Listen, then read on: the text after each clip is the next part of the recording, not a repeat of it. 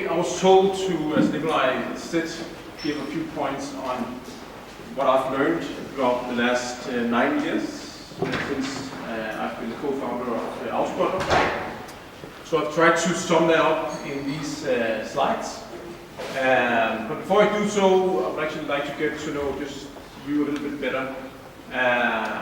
Nicolaj had a somewhat similar question to begin with. Raise your hands again. How many of you are actually involved in startups as of today?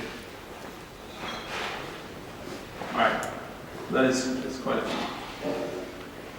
Another question is, so how many of you just, generally speaking, like to take on interesting, inspiring adventures? That's also 100%, and luckily for that. But then another question, how many of you would like to right now, with me, right here on the stage, take on an adventure? That's a pretty serious struggle. And why is that? Why is it? Yeah. Sorry. Fear? Fear, yeah. Fear of what? Exposing yourself, talking, being in front of people, normal stigmas of society. Wow. Totally correct, right? That's it. Because we are afraid of actually exposing ourselves. So what would have happened if I asked that question in my kids' kindergarten? Everybody would join, right? Everybody. Because they are born to explore and take on fear and actually face their fears and take on risk. Because that's what you do when you grow up, right? And I think that's extremely inspiring, actually looking at kids and being motivated by how they act and actually reflecting that on how to build companies or just be innovative in general. So that's actually also one of the reasons why I started with this picture.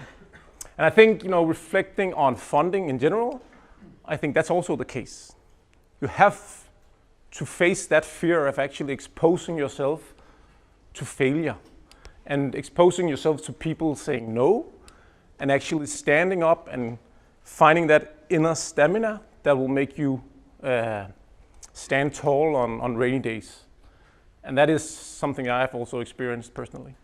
But again, you need to foster that value that you can actually find that inner stamina. I've divided my presentation into 2 points. One is what we've learned about investors in general, and the other one is then, reflections on your journey, not mine, but your journey. So I'll try to deep dive into that. Before doing so, as I mentioned, I founded this company, Autobutler, 9 years ago. And it was with the very basic ambition of creating transparency in a tremendously big industry where you had absolutely no transparency. So as opposed to driving your car down to your local mechanic, you would actually go online and make a request. We would then make sure via our network of mechanics to get quotes to you, so you had the upper hand and could basically choose which one that you would prefer. And obviously this was a fairly huge ambition, especially based on the fact that I had absolutely no interest in cars, and I still don't. And when we met up with these workshops early on and they talked about clutches and stuff like that, and I'm like, okay, I don't really care at all. And brakes, and we really toured around not Copenhagen, but Denmark in general, and knocked on doors and met with these old mechanics with oil on their fingers, and we had to drink their coffees, otherwise they would call us homos, right? Like, okay, I'll drink your coffee. But then talked about brakes and how to fix cars, and we were just we don't get it. But what we get is something called the internet, and something called where the digital behavior is taking us, and how things are changing in a different way. So we talked about words like digital behavior and SEO. This should be working. SEO and SEM and other words that they would have absolutely no clue about. And obviously we met a lot of people saying, you cannot, the internet and fixing cars does not rhyme. It's not gonna happen, not in a million years. But every time we faced those people saying it's not gonna happen, it was actually prompting us to make it happen. Because we knew, just like you guys, we're born with digital things, we're born with the internet, we're born with mobiles. So we knew that things would change eventually. So we kept on to that belief that we could actually change things. And that was why we pretty early on actually raised the bar and our own ambitions and actually made a vision for ourselves that was extremely ambitious. We wanted to build the world's biggest workshop without actually being a workshop. And putting this into pictures, this was basically what we were like trying to do, right? So on the right-hand side, you have the industry, or a picture of the industry with all the people and the process and the power and the money to actually take on this position and meet the customers of tomorrow and make a digitalization of themselves, but they just couldn't. And the reason was very simple, because they have been doing things for decades the same way. So there was so much bureaucracy into this industry that not in a million years could actually comprehend all the possibilities that the new digital world would bring. On the other hand, you have guys like us, guys like you, who had insights, but also the agility to actually change and move into directions and constantly listen to what the market was saying, but more importantly, what the new consumer was saying and asking for. So we could comply with that, and eventually that would actually make us a place in the market. And the journey has obviously been very, very tough, but we actually managed to create this hockey stick effect over a period of 6, 7, 8 years. And obviously this has been the real story behind Autobutler, right? So we were actually in a process where we in the beginning were super ambitious and hoping that this would actually happen. Then what I call New Year's Eve set in. We launched our product, we got in the national newspapers, and a lot of people visited our site. And then we met reality. Reality set in. We woke up the day after having a lot of PR and realized that we were in a phase where we still had no money and still had no process and still had no power to actually exploit all the potential in the industry. So we went through this extremely long period of frustration on not knowing what to do, and tested a lot of things and basically bootstrapped a lot along the way. And we were obviously also in the process of giving up, I would say 10 times or so. But eventually, something worked. And when people are asking me today, what was it that worked? It's impossible to answer, right? Because it's not one thing. It's actually a series of incremental steps that will make, the bigger sum. And that's also one of my pointers in general on starting up businesses. You cannot say it's a matter of being super intense or doing something really, really fast and great. It's a matter of continuity, right? It's like going to the gym or brushing your teeth. I mean, you can never get a result if you just do it once. But if you continue to every single day finding that inner stamina and making that small thing better than the day before, there'll be a higher success rate for you. Anyway, I'm really proud actually about this frustration period that we went through, and that we actually stepped up on rainy days and eventually found something that would work, and then we would find some kind of a product market fit, and eventually we were able to scale the business. Obviously, this is also closely connected to funding and the people and the money we got in along the way. So our funding journey has also been quite tough. But I would actually proudly say today that there's not a thing that we haven't been confronted with regards to funding. So as I mentioned early on, we started in 2009, 10, and we couldn't get any funding from anyone because, again, we had no traction, we had nothing to prove. And basically this was also early days, there was not that many business angels, so we couldn't convince anyone. And again, we had no traction ourselves, we just came more or less directly out of CBS. So we couldn't really get any funding at all. But in 2011, we actually proved something. We had some traction, we had some customers in, and we were actually able to raise a little bit of capital, 250,000 euros from one business angel who was also our chairman. Then in 12, the year after, we proved a little bit more in the Danish market only, and then we were able to raise a little bit more money from angels. This was Jesper Buch and also a UK capital, VC capital company called Dawn Capital, and we raised 600,000. And with those 600,000, we'd proven something in Denmark, and now we're actually able to scale it into the Swedish market. And so we did. And the Swedish case turned out to be fairly okay, no real proof of anything, but it turned out that this could also work in the Swedish market. And that was really a tipping point on the whole dialogue with investors because, again, as I mentioned before, we had only met closed doors for maybe 2-3 years, and especially talking to the VCs. Nobody wanted to talk to us because we really couldn't prove anything. But all of a sudden, we proved that we were in a market that was, on the rise, and it was highly, in the process of being digital, and it could also be scaled into other markets. So all of a sudden, the tables turned, and all the VCs started contacting us. So in 2013, we did a Series A funding from Creandum, and they invested 4 million euros.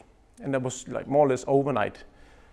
And you can all probably imagine, knowing exactly the numbers on your bank account with digits, and all of a sudden you have 4 million euros and do something about it.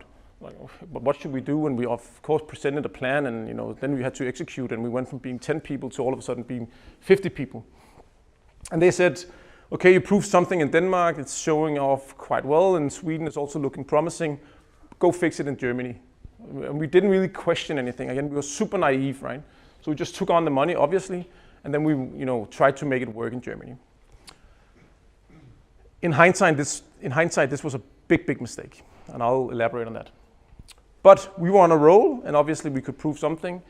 And then in 2014, based on the law of attraction, we got approached by even more venture capital firms. And in 2014, we actually made another round from Index Ventures of close to 6 billion euros. So imagine that change from not having anything other than a good idea, and then all of a sudden you have 10 million euros on your bank account. And you have to open up not only Germany, which is like the biggest market, also UK with Index Ventures. And for those of you who know Index Ventures, they are really one of the top tiers of VC capital firms in Europe at least, and also in the US actually. Anyway, the point was we took in that much money because it was, the money was right in front of us, so obviously we wanted to take in the money, but it was actually one of the biggest mistakes that we did. And the very simple reason for that is we didn't have the formula for investing those money wisely. And we learned the hard way, and I understand that now, and I had no idea when I was sitting in your chair, that we only took in the money because they asked us to take in the money because they had a different risk profile than we did. Again, as Alexander also told, the VC capital firms have a totally different approach to investing money. They want to make a 10x, and they're okay with 10 of the companies actually failing or flunking because they're just aiming for that one star that will save their entire portfolio. And we didn't understand that dynamic. So basically, we were ending up in a situation where again we didn't have the formula, meaning that we became one of those things that were just about to fail. And all of a sudden, we went from being the top of the class everyone wanted to invest in, opening up in the UK and in the German market, and we couldn't prove anything. The model basically didn't work. So we had to actually, back in 2014, more or less declare ourselves. I was 15, going bankrupt because we were 110 employees and we didn't have a profit of anything, and our sales target were not even close. I remember at one point we were 80% behind targets. So everything was horrible, and obviously we couldn't raise any more money. So now we have preference shares of 10 million euros, and we were out of the money. So we were out of the business. And Christian and I, who founded the company, we were like, let's just, this was just an amazing adventure, but we'll, find something else to do. And we basically went back to the investors saying, okay, this is not really going to happen because it's too difficult. And we were obviously struggling a lot with them based on their preference shares, but eventually we actually managed to take back control. And Christian and I, we laid off people twice and were back to 50 people and can then actually reinvent our own business and starting basically from scratch. So we closed down UK, closed down Germany, more or less at least. And then we went back to Denmark and Sweden and focused on the core markets and where we actually created some revenue. And then we were working our butts off because this was really something that we wanted to do. And we were obviously then super proud because in 2 years' time, we actually made a turnaround on our own business, focusing on where we actually made money, made a healthy company, and scaled it from, again, 50 to 65 people. And then in 2016, we actually entered into a merger and acquisition process with PSA, who is a 350,000 people company in France that owns Citroën and Peugeot and Opel. And they saw this obviously as a fantastic product and company on a digital journey. and that fit right into their strategic roadmap. So we got acquired entirely, and you can probably imagine, being from nothing on this journey, having faced all the difficult ups and downs, this was quite a relief. So we made the exit in 2016 of close to 30 million euro. And obviously this was a fantastic thing. We then became part of this huge organization, and I was in it for 2.5 years, and then I stepped out actually in August last year because, mission completed. I didn't feel the same motivation as I had early on. Obviously, as you guys most likely, more into actually developing new things. So that's been our funding journey. So what have we learned?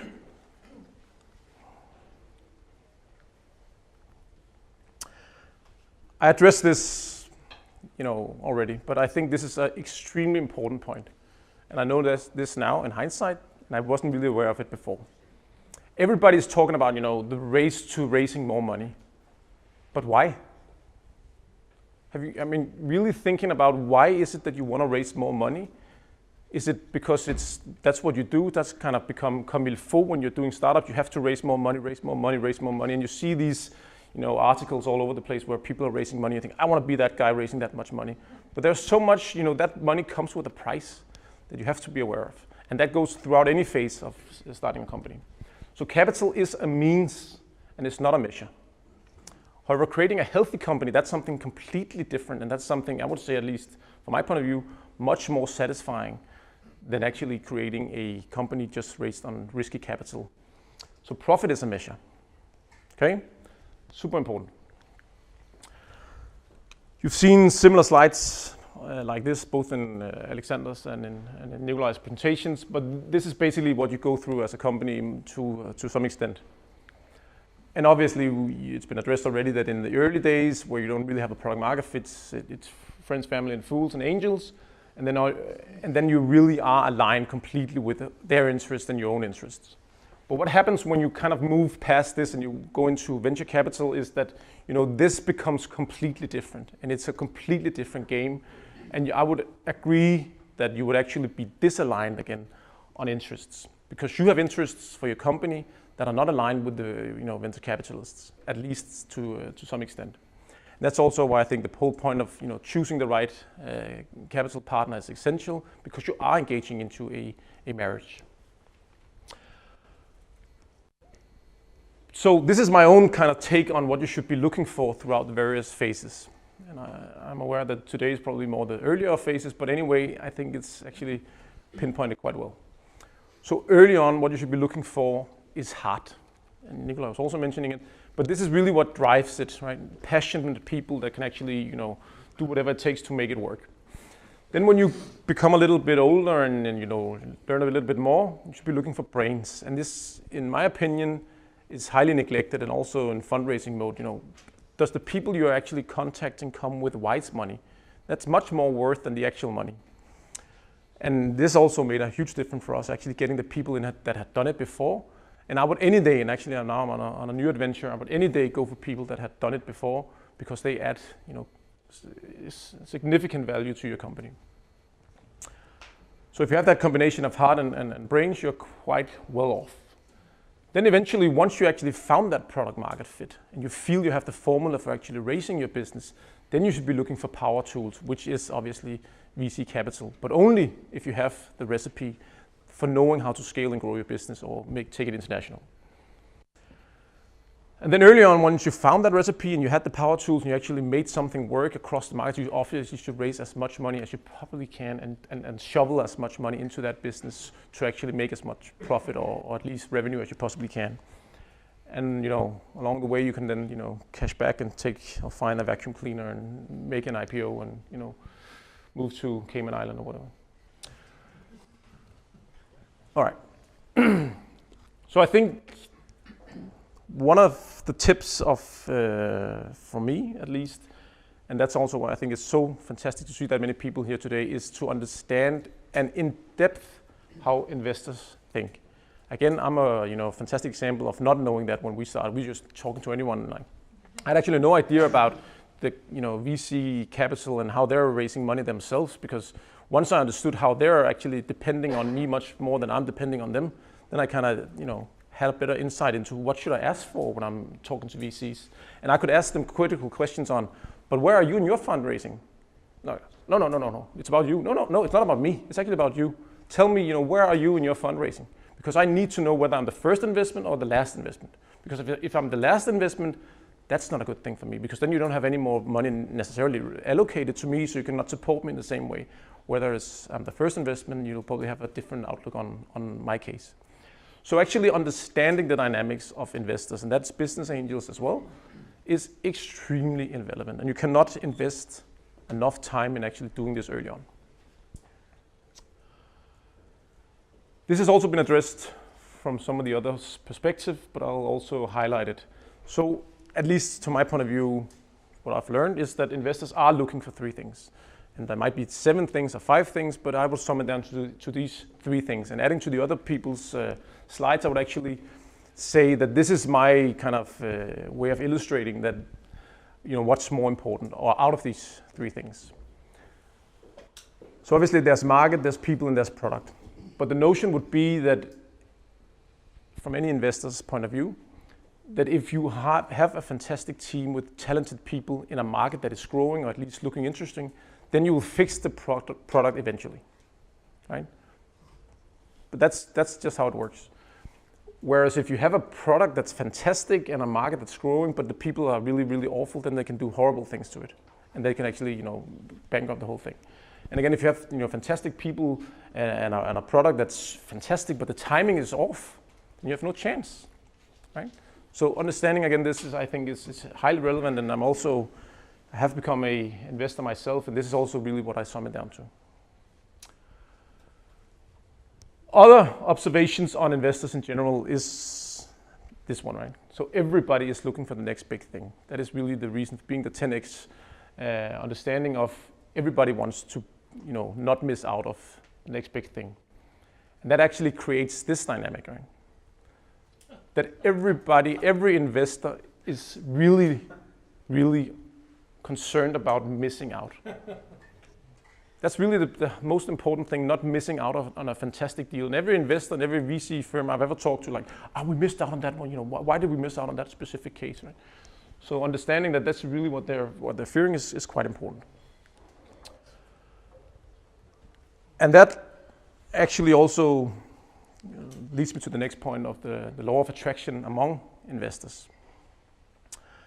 I have actually quite a funny case on Autobutler as well. So we were trying in this phase, after proving some things internationally, we were trying to raise money from capital firms. And we couldn't raise money from a lot of them. And obviously, I would say 99% of them closed the doors and not interesting. And one of them was one of the bigger Danish VCs. And they said no to our case. And they had a long line of arguments for not actually entering into the case. But then all of a sudden, we entered into a dialogue with Index. And we returned to that Danish VC saying, but Index just gave us a term sheet. And then without any hesitation in his voice at all, and this is beyond any rational thinking, he would say, I want to invest as well. We were like, no, that doesn't make any sense. You just said no 2 weeks ago, blank, no, and now you want to invest? Yeah, and I'll actually double, no, not double, I'll make a 10% better offer. I mean, that's just crazy, right? But that is how it works. So the VCs are looking at each other and are extremely afraid of not being part of the next big thing. And that is why you can actually use these dynamics to attract the right ones. And you have to be aware that being a fundraiser, meaning being a fantastic salesman. And I will say any day that obviously we have always had 2 or 3 term sheets on our desks, even though we didn't, right? Obviously, you always have that, right? Because you'll be talking to investors saying, but there are so many standing in line to actually invest in our company that I think you should really speed up if you want to be part of it. And then you'll be playing that game, but that's just how it works. All right? And then the next thing that's also, of course, related to this is that I've also now become aware of the fact that investors are stepping stones. And investors will look obviously at other investors to make syndicates, but they will also be looking at investors previously. So in our case, we had an angel investor. He was, an industry guy, and that would lead us to our next investor, who would be Jesper Buch, and then Jesper Buch would have a name, and that would lead us to Creandum, who would then be looking at Jesper Buch, saying, okay, he's a great guy. We believe in him and the company and the people behind it. So okay, that's a proof of concept. Then Creandum was a stepping stone to Index, because Index would be looking at Creandum saying, oh, they did Spotify and other things, so we need to be part of that as well. So again, playing the whole thing backwards is super essential, understanding that they can be stepping stones to other things and greater things. All right. So I will be giving some reflections on your journey, and I hope you can actually take these. So this previous things were just observations on investors. These would be reflections on your own journey towards raising money. And I think this is actually one of the things that most people probably don't think enough about. And it's also related to the fact that capital is not a measure in its own. But it's a matter of actually starting with the end. Of whatever company you're building right now, I think you should be really, really focused on where is it you want to go with this company, what is your ambition about this company, and more importantly, actually align that with the people you're founding the company with, because you can easily have disalignments on where is it you want to take the company. And this is not only a piece of advice for fundraising, it's actually also a piece of advice for life, I would say. It's actually much wiser to know where you're heading. Where is it you want to be when you're exiting this company, or if you're not exiting it? Or if you're lying on in your deathbed and you want to be perceived as someone, who is it that you want to be perceived as? That will make it much more easy for you to actually rewind and then navigate today. And again, understanding what you want to accomplish makes it easier for you to play the puzzle on your cap table and on your fundraising journey today. Because in my specific case, I could say if I wanted to build an extremely big business, I only had to own 10-20% of it. And then I would also be able to actually say today, if that's the case in 5 years, 10 years from now, then I will also be willing to actually take on more risky capital early on and give more shares away to good people to actually accomplish my ambition of building a tremendously big business. I'm just talking here, but actually I wanted to give you a possibility now that close to every one of you are related to startups. Just take 2-3 minutes, I won't say a word, and reflect on where is it you want to take your business. And then we can have a small discussion about that afterwards. So please take 2-3 minutes. If you have co-founders with you, of course it makes a lot of sense to discuss it with them, but please do so. Okay? Okay, time's up.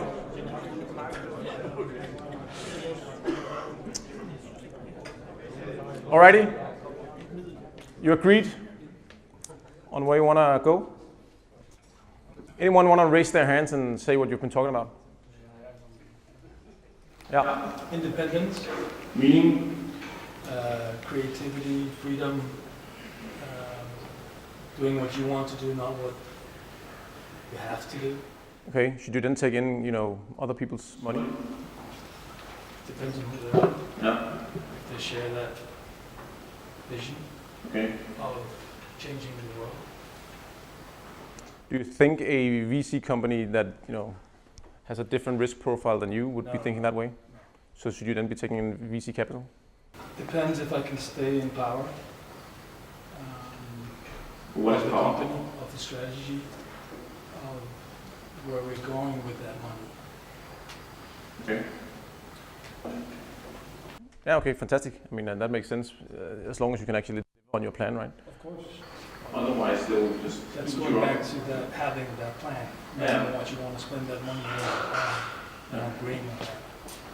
Okay, but once you step just a little bit outside the road, you'll be hung. Okay, anyone else? Yeah. We've been discussing all the way from the start to do, to have an exit plan, maybe 5-7 years ahead of time. But what we've heard from other people is that don't mention the exit plan for investors because then they think you're in it for the short run. You have to convince people that you are building a running business that creates a profit, because if you're talking about exit already before you're in the air, then it sends maybe a wrong signal. No. I don't know. Well, No, but, just provoking a bit. But any investor, especially the ones later on, will love to hear that you have an exit plan and you're only in it for 2-3 years before you'll go through the roof, because they want to make a return as fast as they possibly can. But obviously, to employees and internal communication, you would say, no, we're in this for the long run, and obviously we're building a healthy company, making profits and changing the world. And no. Yeah, that's too little. I'll just go past. Yeah, okay, one more question then. Yeah. So we would like to build the world's largest casual sports club without having a sports club. Fantastic. Good luck. No, anyway, my point was just, make those reflections. It's super important that you are aligned on where you want to go, because that also makes it easier for you to communicate it externally. Okay. I said this already, and I think this is actually one of the things that points out on how to fundraise. Can you actually sell your business? Can you be a fantastic salesman? That will make such an extremely difference on your ability to raise money in any given stage. Then my point, this is really a personal thing. I think in order to be a fantastic salesman, I don't believe in believing in any specific religion, but I believe in believing in what you do. Extremely, as you also just at least gave me the impression of, that you're believing extremely much in what you do. So if you can actually foster that belief, that will spill over on anyone you talk to, internally and externally. And there will not be made a single investment in anyone that does not truly, passionately believe in what they do. And you sense that within 2 minutes of a meeting. So that is so essential. If you don't feel it, if you're not aligned with the long-term vision, it's probably going to be pretty tough for you to play a game of believing in it. So make sure you can do that. Then again, running out of time, I respect it a little bit. But anyway, ask not what you can do for the investor, but what the investor can do for you. Try to mindset-wise change that picture of them actually needing you more than you need them, because that will make you enter any meeting completely differently, and not begging for money, but actually making them beg for you to have them as investors and on board on this fantastic journey ahead of you. And again, as I ask, what can they bring to the table? And I've never met any VC who didn't say they could change entire business and open up networks, and they never do anyway. But just let them be in that belief of, okay, that's super interesting. Then I'll take you on board and give me your money and please leave the room. All right. Then it's obviously a numbers game, and this is also related to being a fantastic sales guy. You need to talk to each and every one, and you need to be able to actually stand up after you receive 10, 20, 100 no's across Europe. And don't limit it to being a Danish case, even though it's only early stage money. Try to go out there and be aggressive on talking to as many people as you possibly can. And then I think I've been through this already, but you should never raise any money before you actually know exactly how you think you will spend that money and where it will take you on inflection points, etc. Because otherwise you'll just be plain stupid on raising money and taking maximum risk where there's no need to actually take on risk. Then, second to last point, traction trumps all. It's so obvious, but anyone who wants to raise money without actually having a fantastic proof or proof of their traction will not have the slightest chance of either raising money, nor will actually know how to invest in going forward. And then be aware that it takes a whole lot of time. And any investor who's wise would also, as Alexander mentioned, meet you once, and then they will look at your business, that you deliver on all the things that you promised. So it will take maybe half a year before they can actually follow you and see whether you delivered on what you promised or not. So it will take you time. So be aware of that, and don't be naive thinking you can raise it overnight. So start early and go hard. That's would be my words.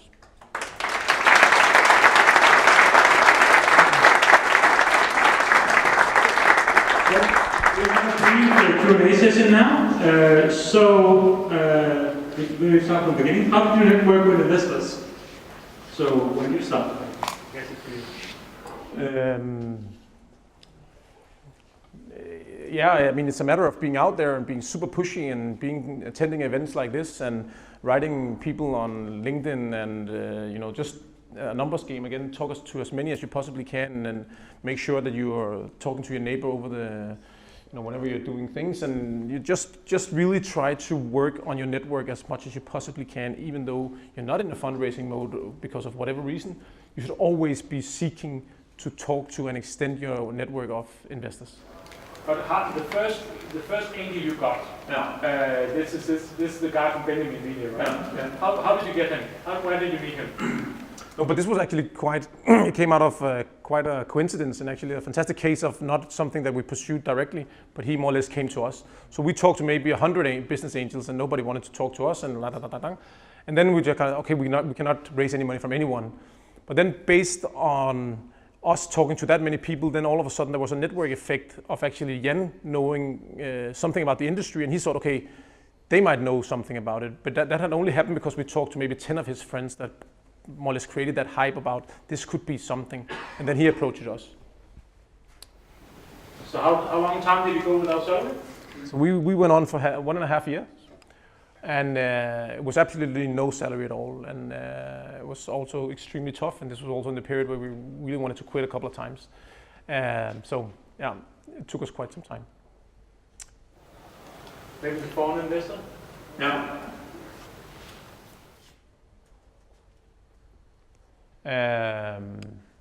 No, I mean, if I understand this question correctly, I would any day argue that you should be looking for investments across the globe. There's no reason to take in Danish money if they come with too high of a price in terms of terms and conditions and preference shares, etc. So at any given time, you should be looking for capital across Europe or across the globe, basically. Yeah. Did you have developers in your founding team? No. Well, probably one of our biggest mistakes. We were 2 guys from CBS, and any day, also now I'm starting a new thing, I would definitely bring on talented tech people and give them fair amount of shares to actually join the team. That was a major stopping block for us in building the company early on. I'm not sure I understand how did your equity, is it your equity or the valuation? I have no idea. I don't understand that. I don't understand it, I think. Okay, we'll take the next one. What would you have done differently? I would definitely have set the team differently early on, and I would have been, I would have bring more resourceful people on early, and I would give them a fair amount of shares. And now I'm starting a new company, and I would, more or less have a warrant pool of 20% of the company to start with, because I think it's so important to hire the right people once you have found some kind of proof in the market that this works. So bring on better people early on, and then of course be more aware of knowing when to start and when to stop, meaning knowing when to actually take money in or when to say no. Maybe I can take next. Deep tech, it's of course different if you have. Some of my companies are investing. We have basically 2 or 3 or 4 years of development time. And it's really, really hard, because it's really hard to show any traction, because you're still developing this really, really hardcore machine learning thing, but we don't have any customers. I'll just say that it's really hard. I don't have a magic bullet for that, because it's really, there's a limited number of investors that have that kind of appetite for investing in that. And honestly, that's one of the reasons why I do less and less hardware investments, because it's so hard. It's really, really, really hard. Even B2B software is easier. I don't know if you have any, if you should raise money for something that had 3 years of development time before you go to the market, what would you do? I would raise money from somebody that had an understanding of, we had to change direction probably a couple of times, and I think PreSeed is a fantastic example of that. They have the understanding of where you are in early on phases where you might have to pivot a couple of times before you actually find the right strategy. So they would be a fantastic partner, but partners like that. Cool. I think we'll leave it for that to be able to not go over time. So thanks to Peter.